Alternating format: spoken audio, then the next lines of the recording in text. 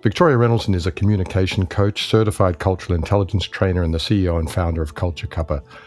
She helps current and future global leaders to elevate and amplify their communications for the next step in their international career by developing speaking clarity, confidence, connection, and agility to handle challenging conversations. Victoria supports multicultural teams with their training to build trust and collaboration with cultural intelligence, growing themselves, their teams, and organizations globally. She's based in London, the UK, but she works virtually and in person with individuals and teams all over the world.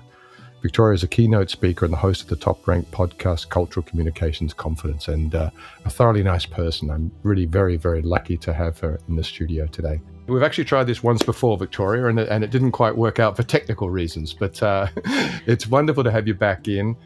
Thank you for making the time to come and talk to me again. I really appreciate it, and it's fantastic to join you again. I'm really looking forward to this conversation.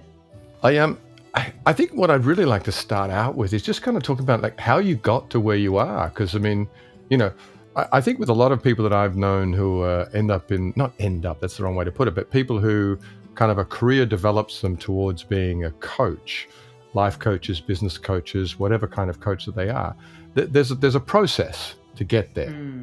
And I'm just, what is your, how did you get to be Victoria Rennoldson, global coach?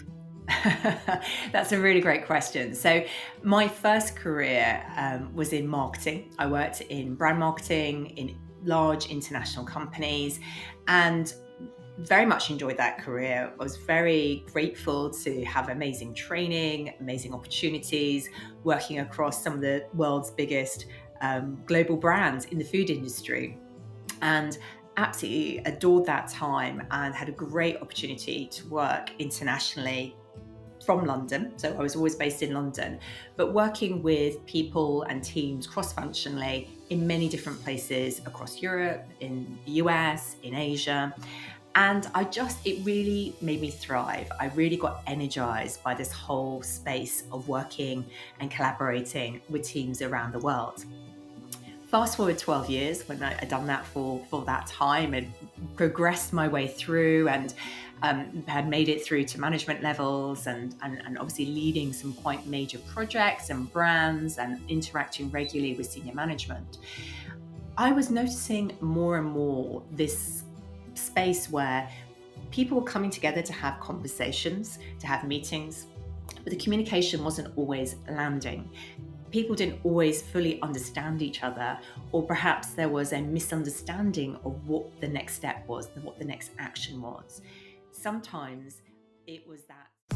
华硕商用电脑 ASUS Expert 台湾市占第一，通过多项美国军规测试，以优异产品品质、高扩充性及完整的软硬体解决方案，帮助企业降低拥有成本、简化管理，结合客制化保固与在地服务。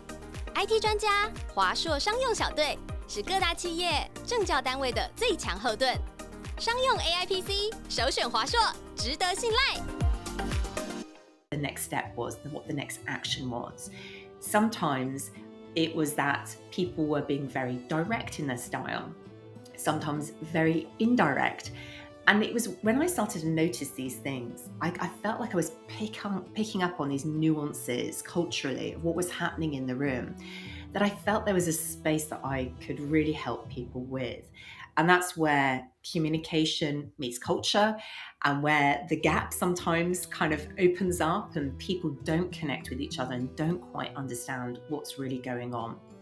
And that's when I decided to move into this space, to move into communication coaching, particularly global professionals, and supporting teams with cultural intelligence. And that's something I've been doing for the last 9 years, and doing that really all over the world, across Europe with people based here in London, but also with people all over Asia, South America as well. So let's talk a little bit about this idea of cultural intelligence, because one of the things that I think that as soon as people hear like Culture Cuppa or cultural intelligence, the minute this word cultural is in there, I've had this discussion with a few people recently. It kind of goes off on a different angle. They start to think about the arts, or they start to think about kind of countries and kind of well, we use chopsticks here and you use a knife and fork there, and they start to put this kind of measurement on what culture is. But you're not talking about, you're not talking about growing up at a certain place and wearing different colors or doing whatever it is. Talk a little bit more about this cultural intelligence and what that means to teams. I think that's a really, really powerful question. And actually, it's the question I ask often at the beginning of a conversation, whether it's a talk or whether it's a workshop. But what does culture mean to us is a really, really big question. And it's everything that is familiar to us. It's the way we do things. It's what we wear. It's how we greet each other. It's whether we stop for lunch at work or we don't. It's whether we are expected to socialize after work or not to progress our careers. There are so many different aspects that roll up into this idea of culture, and it's very, very multifaceted. And of course, when we think about culture and perhaps thinking about working globally, perhaps with teams based in many different locations, we think, well, maybe we need to understand the cultures of others. And that is absolutely true. Our cultural awareness is really important. We need to understand when is the weekend in different cultures, because that's not a unified concept. When are major festivals and celebrations when certain members of the team will not be working and cannot be contacted? Again, this is incredibly important to understand. But it goes beyond that awareness. When I talk about cultural intelligence, it's really about our capability to think about how we're interacting skillfully with other people, thinking about understanding our own culture and how we show up in the world, how we interact with different people, but understanding then how do we adapt our behaviors and our communication style so that we can actually make a better connection, so that we can get a better relationship development going on and ultimately get that trust factor, which really is how we get things done. That's how we get our projects done. You must have situations where you walk into a room and you can clearly see. I mean, you strike me as a very sensitive person. You understand what's going on around you. I think that's where it starts from, right? This self-awareness. You must walk into rooms where you kind of feel like, wow, there's just, these people are in completely different corners here. Nobody is really reaching out or understanding, or how do you go about building these bridges between people who are living in different camps? I mean, you said one of them, something very, very obvious, my weekend is on Friday and Saturday, your weekend is on Saturday and Sunday. How do you build a bridge between something like that? So you're right. Sometimes I can walk into a room and feel that nuance, something's not quite landing or something's not quite connected here. But when it comes to developing our culture and intelligence, we have to start with motivation. Individuals, teams have to be motivated to understand why they want to do this. Because if you're not interested, you're not curious, you're not, you see it as, well, this is our organizational culture and everybody has to fit into this, then that's going to be a blocker from the start. So we have to start with that open mindset, that possibility that the way we're doing things isn't the only way.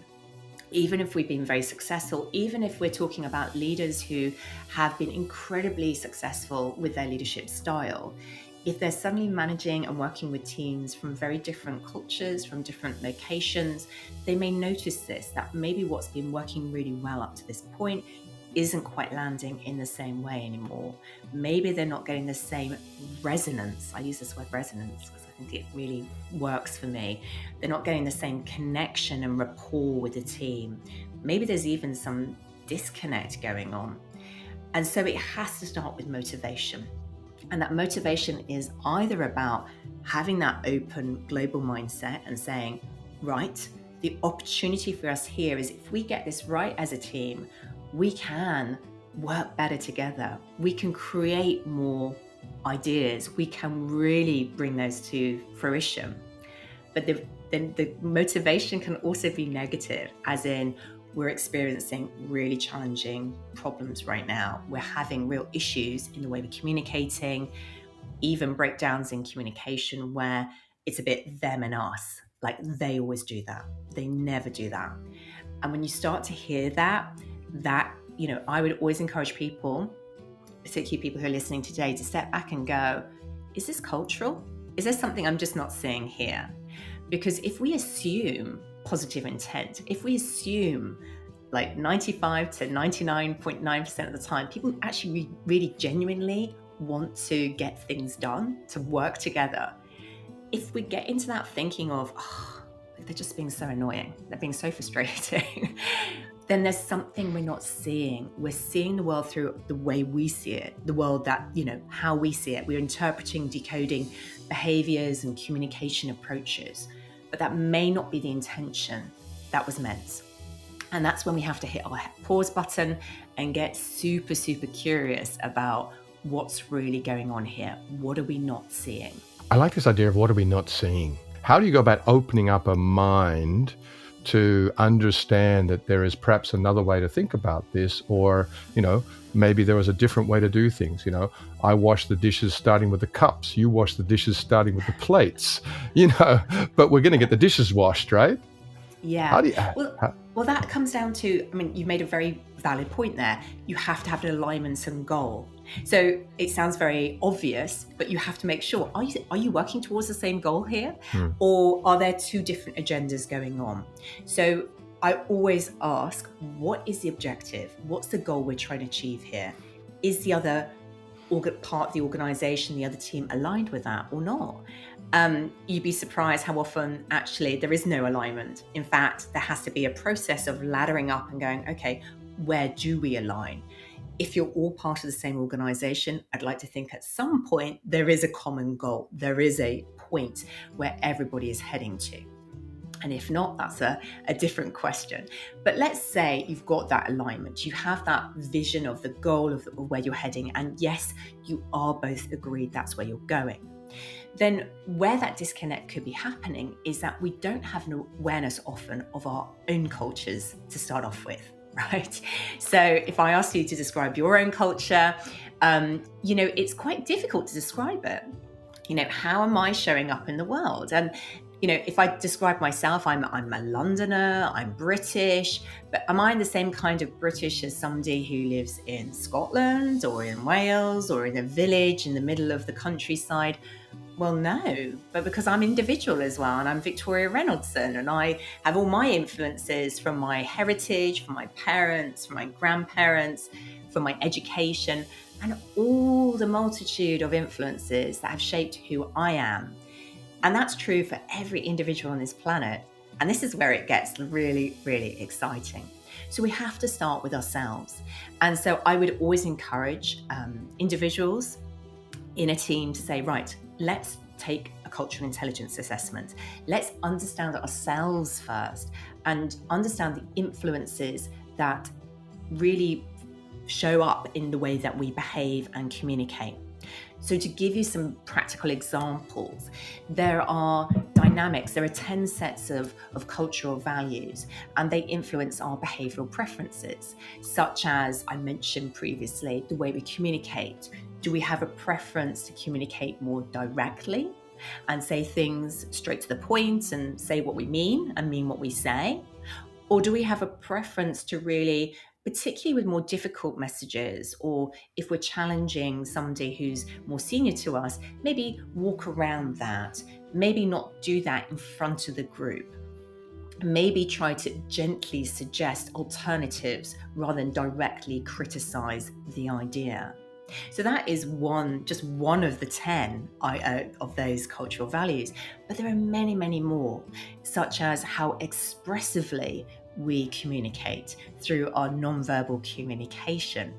As you can imagine, there are some individuals who have real preferences to be incredibly expressive, and their hand gestures, their facial expressions, their way they move their body, even in a virtual call in this kind of box that we live in, is an incredibly important part of them demonstrating warmth and connection and passion for what they do. For others, it's absolutely about staying cool and professional, not showing emotion, which might be seen as unprofessional, actually using more of the silences and perhaps what's not being said to communicate what's going on. And those are just a few of the examples which maybe resonate with people who are listening. So a very super simple example of this, but I was told by my wife the other day that I didn't enjoy her noodles because I didn't slurp. Interesting. And I was brought up in a society where, my mother would have beaten me in the back of the head with a wooden stick if I slurped my noodles. So I mean, that seems to be a kind of a very basic, but a simple example of something where communication can kind of not get through. I'm not showing appreciation by not expressing it in the way that a person wants. Yeah. And you can understand how quickly that could then go, well, that means this about you or our relationship or what we're talking about. And so we do this decoding, and it happens in a second like this. So it really has to start with us understanding ourselves. When I work with teams, then we understand the team, because this is often when the aha moments come up, when people kind of go, oh, wow, that's why we're often having an issue here, because it's this cultural value. I have this preference in the way that I like to do things. You do it this way. We're in totally different ends of the spectrum here. And although that doesn't change who you are, it really opens up a conversation and an exploration around, okay, now I can appreciate why you're doing things that way. I can appreciate why you're showing up in this way. And then there comes choice. So we have the awareness, we have the motivation, we have the awareness, and then it's the choice. Like, what are we going to do differently about this? And the cultural intelligence piece is not just having the awareness, because we can read all the books, and there's fantastic books out there, fantastic research that talks to, everything you can learn about different cultures. But what's really important is then applying that knowledge. So we need to have strategy, cultural intelligence strategy, to think about, okay, what do I choose to change in my own behaviors and in my own way of communicating to get to a better result? And then that's actually putting it into action, thinking about not just what we're saying, but the 360 of who we are, all the amazing communication tools that are available to us, whether that's through written form, spoken form, in how I've talked about nonverbal communication, even our voice, like we can adjust things in our voice to connect better with the people we're speaking with. Victoria, I wanted to kind of talk to you a little bit more about how people would go about actually making the selection to work with an external coach. This is something that I found really, really interesting. It's obvious the benefits to me. It's very, very clear. But if you're the client, what are the things that a client should be looking at? How should they be approaching you and or an external coach to say, this is what I want, this is what I need? And my follow-up question to that is, when people have contacted you and said, I want this, have you ever found them to be wrong and you found that they've actually needed something else? Absolutely. Yeah, that's such a great question, Stephen. I think it's, for me, when I have a conversation with a client, I really want a conversation. I don't want a quick email brief. I really want to explore and understand what's going on below the surface, because I think what you're alluding to there, and sometimes happens in my world too, is that, I have a conversation with an organization, maybe somebody who's not directly experiencing the problem themselves. And so they are translating effectively and saying, like, this is the objective, and then moving quite quickly into logistics of that. Whereas I want to really understand, but why? Like, why has this happened? Why do you think it's happening? How long has this been going on? How does this show up? What are the kind of examples of situations and people where this is kind of coming up right now? And I like to have that conversation, because sometimes it's actually the initial person isn't the right person to be talking to. Maybe I need to have a second conversation with people who are directly on the front line experiencing this. Maybe it's a couple of conversations with maybe the leader in the team, and then one or two people who are in the team as well. And that gives me a much greater holistic picture of what's going on. And you're absolutely right. Sometimes there is a bit of we believe the diagnosis is this, but actually that we almost need to step back and understand, okay, but what's what are the drivers, what's happening behind that, and maybe the needs are slightly different. So I like to kind of reserve judgment on that until I've really understood that picture. So this whole idea of stakeholders, right? I mean, if you're dealing in a coaching situation, you've got the people who are benefiting directly, perhaps, which are the not necessarily the clients, right? But the people involved in the situation. You're dealing with them. They're the people that you may be one-on-one and or in group sessions. You're dealing with them and coaching them. You've probably got HR departments who are perhaps looking for a number of hours or whatever it is. They're putting something. And then you've got maybe the management team or whatever who've identified that they've got some issues and are bringing you in to do this. Who ultimately are you responsible to? Well, all of them, actually, interestingly. So the personal relationship is obviously going to be with the people that you're working with, the people you're directly coaching or training. And clearly it's really important that they feel they get their needs met, because ultimately they're also going to be feeding back then to other parts, senior stakeholders, to HR. But I think for me, that's another great question I ask up front, which is, who needs to be involved? Who needs to be having conversations, and what's the communication channel? So it's kind of like, let's agree up front. What does that frequency look like? What is the right mode to do that? Is that a 5-minute, 10-minute quick conversation check-in, beginning, middle, and end of, say, a coaching program? Or is it more about, more formal updates and presentations and reviews that we need to plan in? That's quite important for me to understand up front, because I want to make sure that everybody is aligned and has a clear view of what's going on. And the investment, not only of sort of money and budget, but it's the investment of time as well. This is quite important to understand that, when people come with a specific problem that they're trying to solve, for me, that's with their communication skills, with achieving leadership levels with their communication skills, or with their cultural intelligence skills. They are looking to solve a specific objective or problem. But ultimately, that requires an investment in time, not just from me, but from them. So there has to be a commitment to that, and saying, okay, how are we going to make sure that we know what success looks like at the end? What will sometimes the question I ask is, what will you see or hear or even feel in the workplace, in the room, in the meeting room, that tells you things have shifted, things have moved on, and we've achieved the objectives? And how much do you think that coaching has changed? You've been doing this for 12 years now. Do you think has the world changed in those 12 years? Do you think people are more open to having external facilitation and guidance? I think that's such a great question. So it's 9 years. I was 12 years in my first business, in my marketing career. No problem at all. 9 years in this current one. But I think the way that I do coaching and training has massively evolved over time, as it has for many coaches and trainers.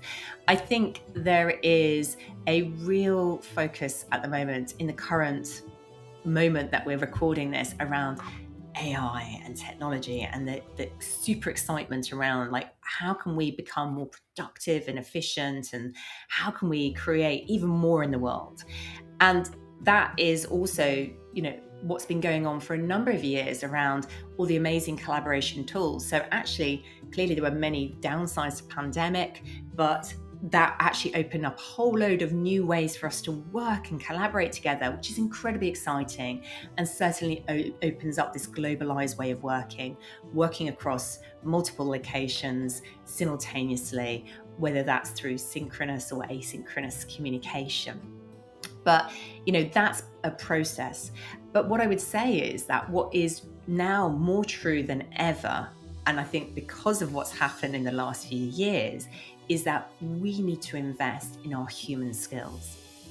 I think like 10 years ago, maybe that was called soft skills. Like, yes, you need technical skills, you need soft skills. And my argument is that these skills are anything but soft. These are the skills, ultimately, that are going to make us successful. They're going to future-proof our careers. If I'm talking to individuals, it's going to help your organization and your team to flourish. And what we have to recognize is that all the advancements, all the opportunities to collaborate, to use AI are fantastically exciting, but they are tools at the end of the day. we still need to be working on our human skills to skillfully connect with each other, to make sure that we can actually deliver using the opportunities. I read a Harvard study that was done many, many years ago, and they said that your salary and your position are intricately linked with your base likability. It was simply that your ability to communicate with the rest of the world and deal with stakeholders was going to with the biggest single influence on your salary and your achievement in life. So I agree with what you're saying. I think it makes a lot of sense. It feels like what I get a lot of feedback from kind of leaders that I talk to is the hardest thing about running a new organization is actually comes back to communicating with people. Absolutely. Yeah, couldn't agree more. And I think when you kind of diagnose ultimately what problems are in organizations, a lot of it is about communication or miscommunication, like things not quite landing, things not quite resonating through the organization. And a lot of that is about how we are communicating it. So how we're communicating it and thinking about how it's being received, how the people are listening to that and receiving that and then doing something with it. I think I want to come back to this idea of authenticity for a second, because this is something I hear a lot from, and most of the people I interview always talk about you need to be an authentic leader. You need to have authenticity. You need to be true to yourself and stuff like this. And yet I think that's quite difficult. If you're a leader in a global organization that has a global mission, it's got to be very hard for you as a human being. Let's say you have 15,000 employees all around the world.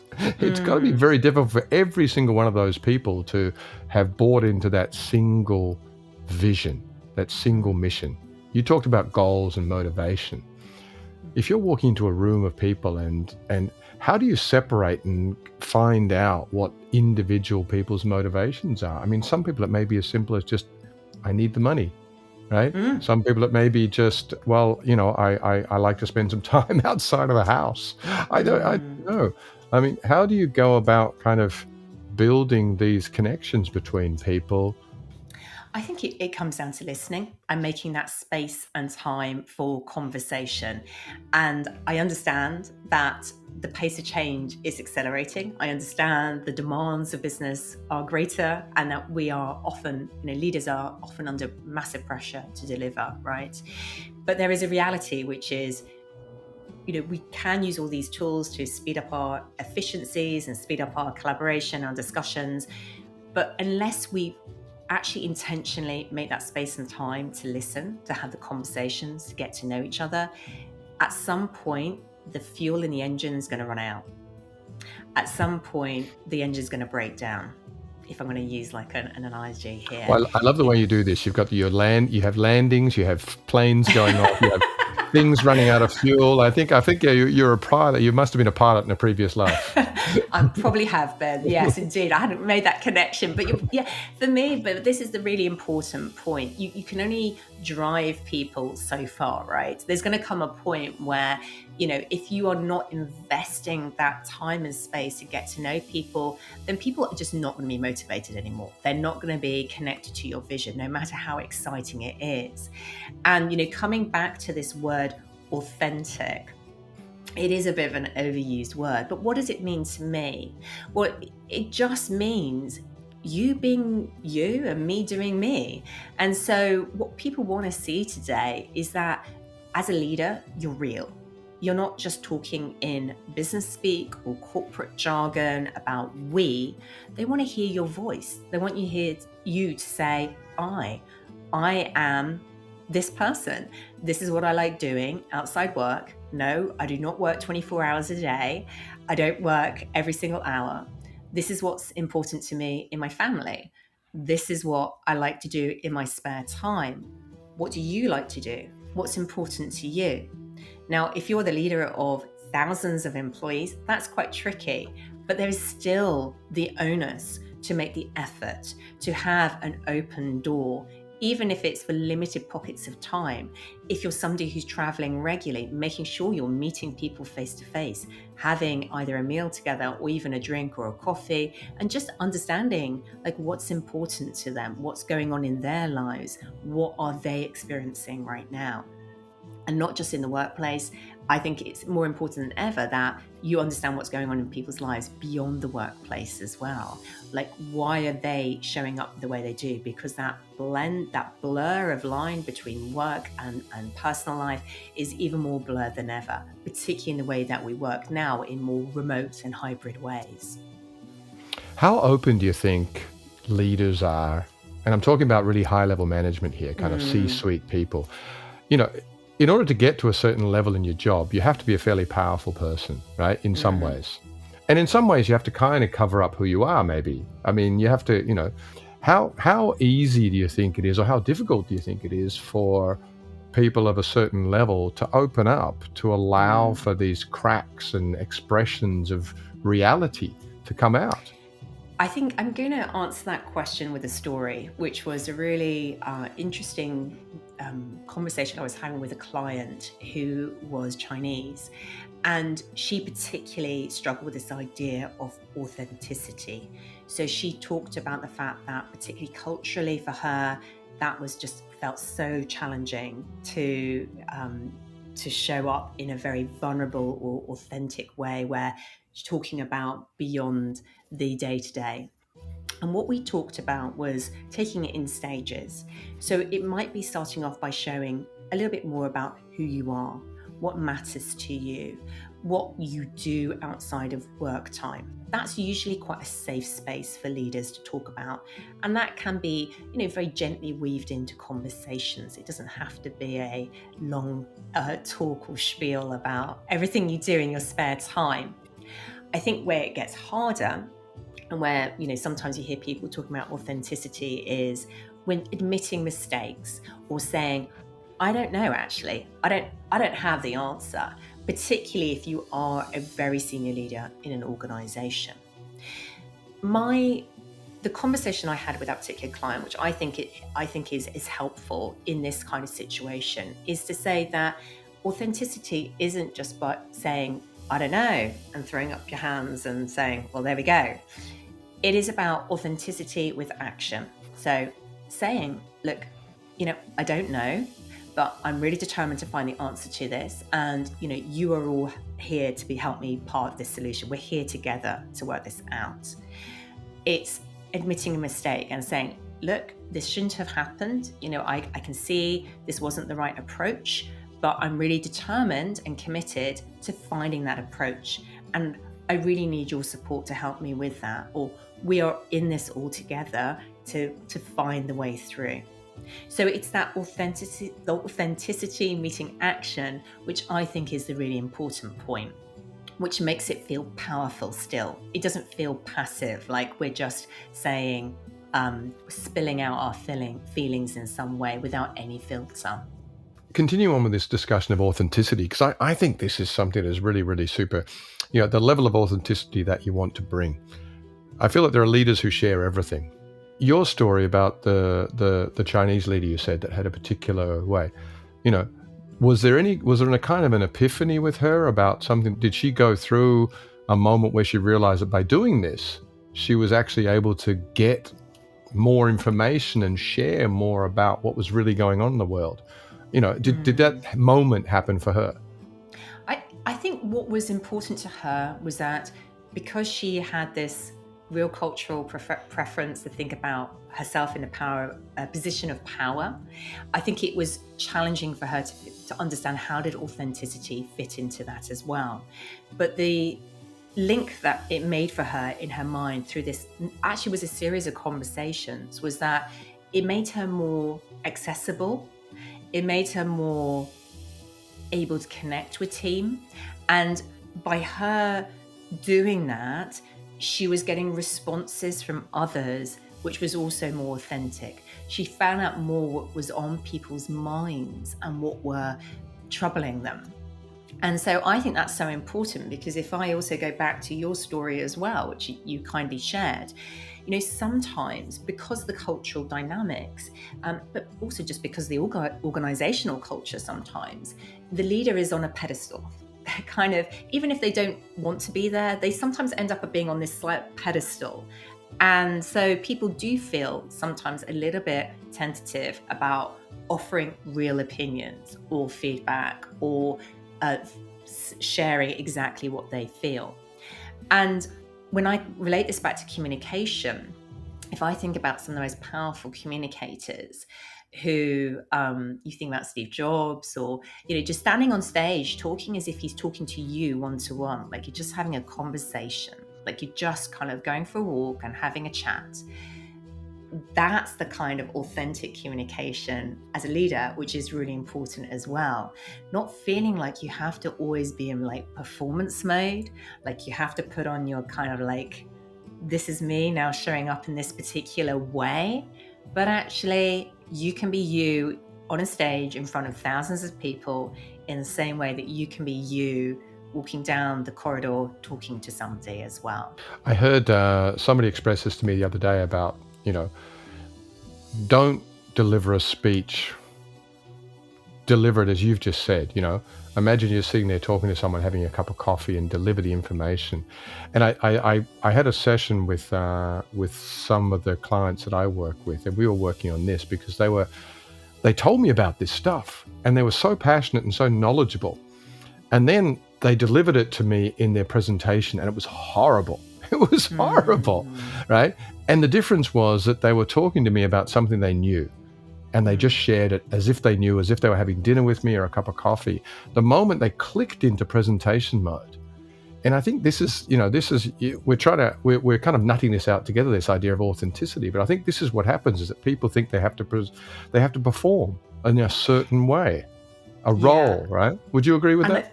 I agree. And I think, the world has moved on quite a lot. I think some of that's been driven by the pandemic years, the COVID years, that actually people realize we can be more real.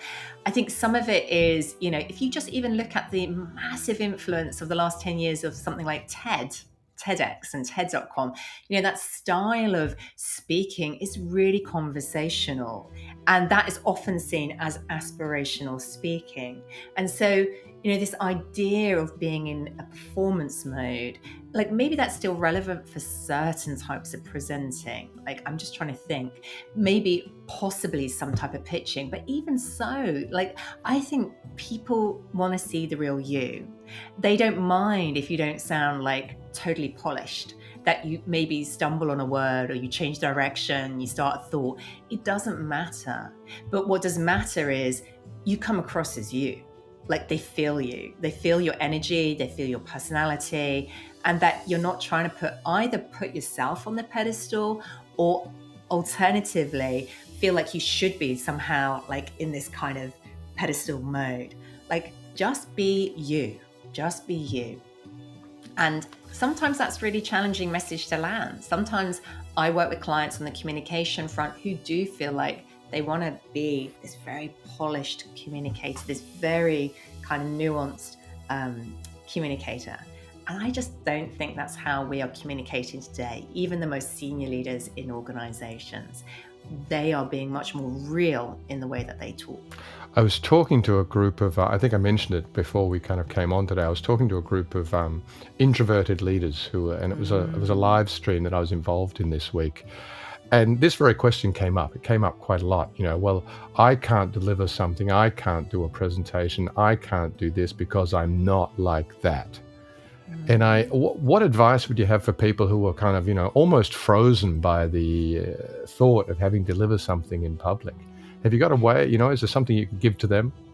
Absolutely. And actually, I recognize that idea. I do work with clients who get frozen, who feel either judged or worry about how they're being seen, how they're perceived.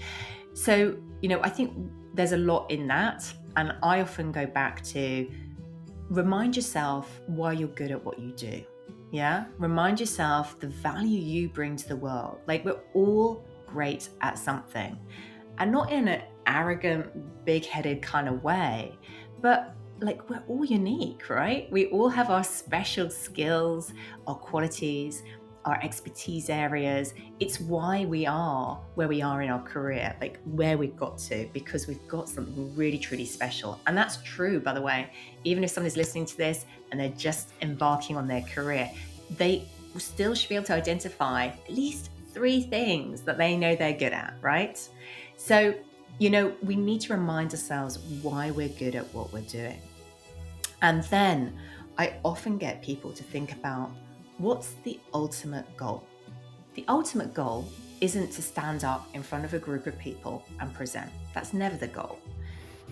Is the goal that you're going to share a really powerful insight, a really powerful idea that's going to create an amazing opportunity for your team and for business? How exciting is that?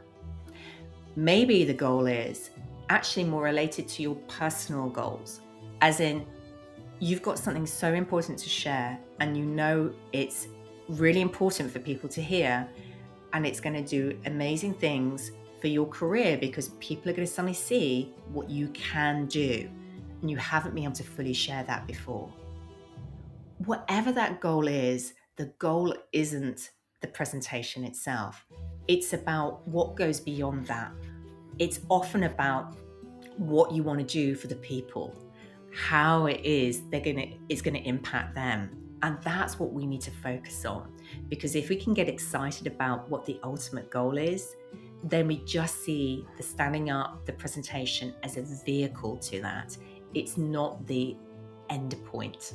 And we can get out of the thing that goes on in our heads around like, what are they thinking and what are they saying, to, no, this is where I'm heading. That's why it's important. What do you think are the biggest changes that you've seen over your 9 years, not 12, my apologies. Coming soon. It's only another 3 years. It's very quick.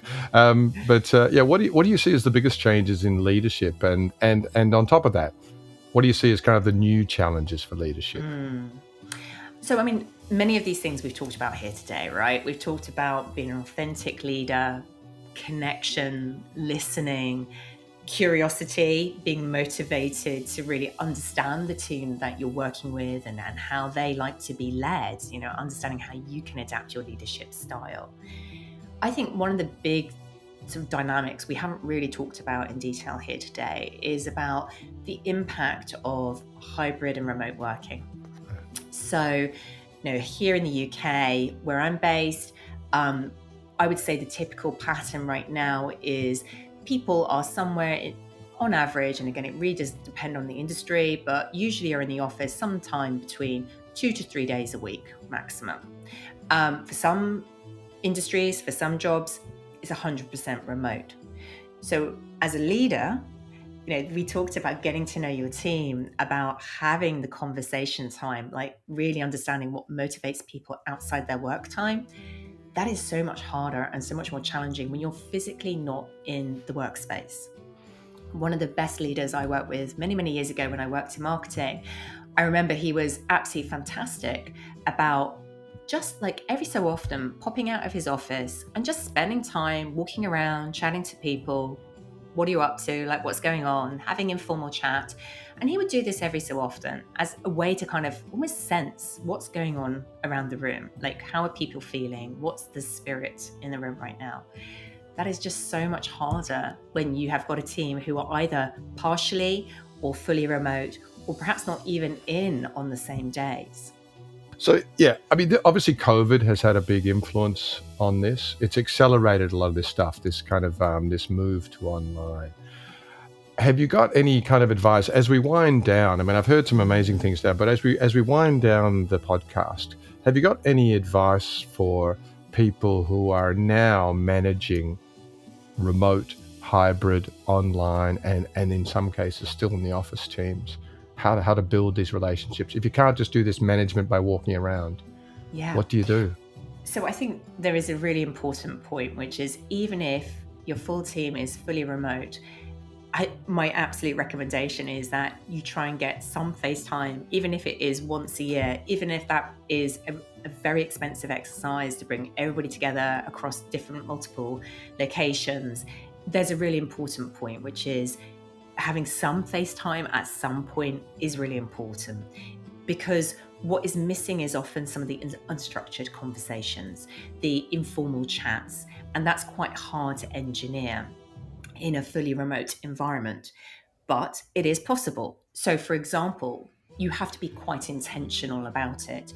you could potentially think about having really quite set times, either at the beginning or at the end of a meeting, for check-ins, fun games, check-ins about like what people are doing this weekend.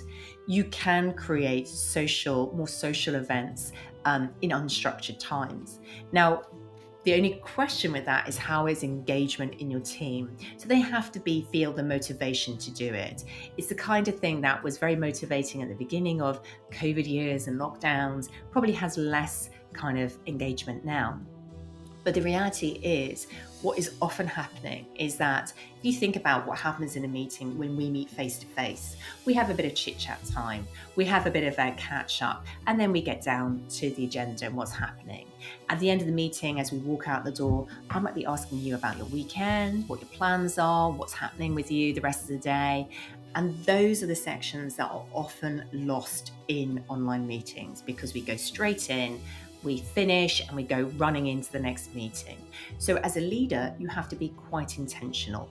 Either create that unstructured time within the meeting agenda, create it separately, or in fact, the other idea I heard the other day, which came actually from somebody else, which I thought was absolutely brilliant, as somebody on my podcast, and they were talking about having an open door Zoom door or an open Teams door, where you just say, hey, my Teams meeting is open all day, or my Zoom meetings all day, or for these set hours. You can pop in at any point, just ping me and let me know you're coming in 5 minutes, and let's have a chat.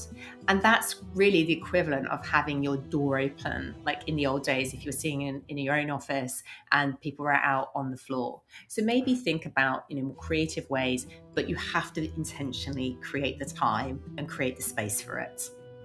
I love that idea of the open Zoom door policy. That's a really cool one. I might even implement that one, actually.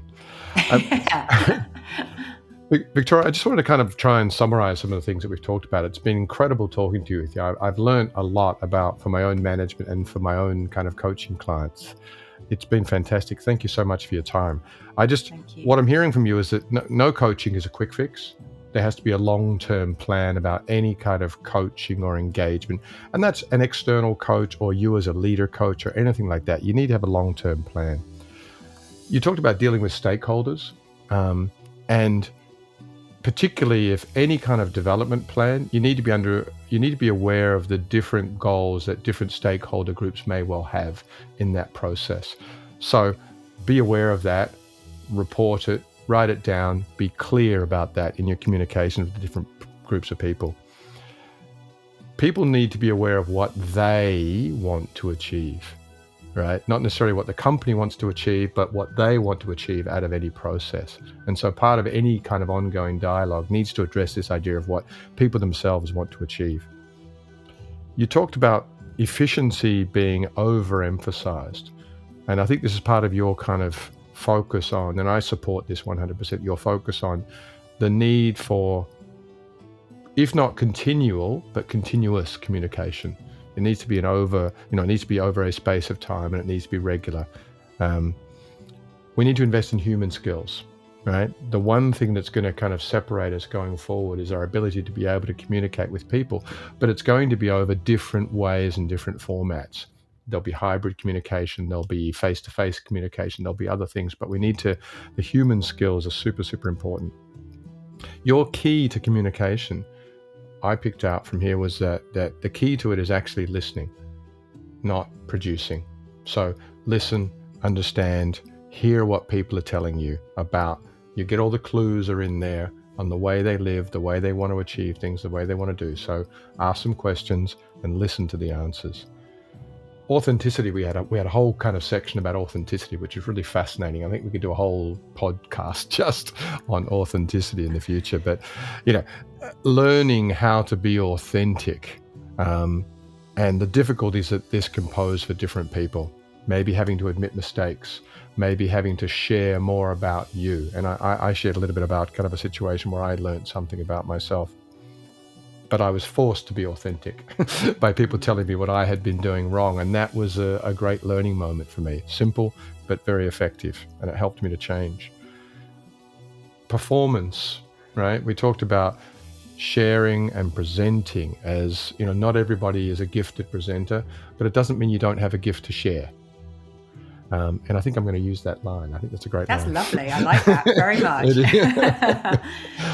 But, and so we don't have to be always on performance mode, but just remember, again, it comes back to goals. What is it that we want to share with the audience? And share that. If you know your content, the way you do it is not necessarily that important. You could stand up with a cup of coffee and share your thoughts if you know what you're talking about in your content, you're passionate about your content. The world has changed. COVID, the digital world, online world, it's changed. And so the kind of final thing that I wanted to share that I've learned from you today is about how we need to, and you said it brilliantly here, we need to be intentional about our communication. When you don't have the opportunity just to bump into someone in the corridor, you need to create moments and times when you are communicating with people. So be intentional with your communication. And I love this idea, as you said there, the kind of an open Zoom door. I'm going to be on Zoom, or I'm going to be on Zencastr, or I'm going to be on Teams, or whatever it is. Everyone drop in. I'll be there for the next hour. I'll just be having a cup of coffee or something. But if you want to ping me, and I'll be there and talk to you. But, be intentional, inform people, and be open and be available. And putting all of these things together, I think would make anyone a much better leader than they were at the beginning. Victoria, amazing to talk to you as always. We've had a few conversations now and I've always enjoyed them. I just want to, if people want to get in touch with you, how should they find you? Thank you. I really appreciate it. Well, first of all, a massive thanks to you as well, Stephen, because, such thoughtful questions. Really, really enjoyed this conversation. If people are interested and want to learn more about the space I'm in, the communication, the cultural intelligence, please come and follow and connect with me over on LinkedIn. My personal profile, Victoria Rennoldson. I'm very much sharing a lot over there every day of the week, Monday to Friday for me. Beyond that, I have my own podcast called Cultural Communication Confidence. People are very welcome to come and listen to that. I publish a new episode every Monday with my own solo episodes and also guests as well. So I think, Stephen, we had you recently on the show, which was fantastic. I enjoyed it so much. It's a wonderful podcast. Thank you. Thank you so much. But very seriously, if anybody has any follow-up questions, wants to understand better about how they can become a better global communicator, a better leader in the way that they're communicating, understand more around this cultural intelligence space, be absolutely happy to have a conversation. So just reach out and connect with me over on LinkedIn.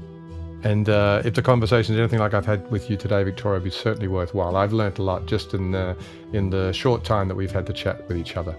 Victoria, thank you so much for your time today. Thank you so much, Stephen. Really appreciate it. You can listen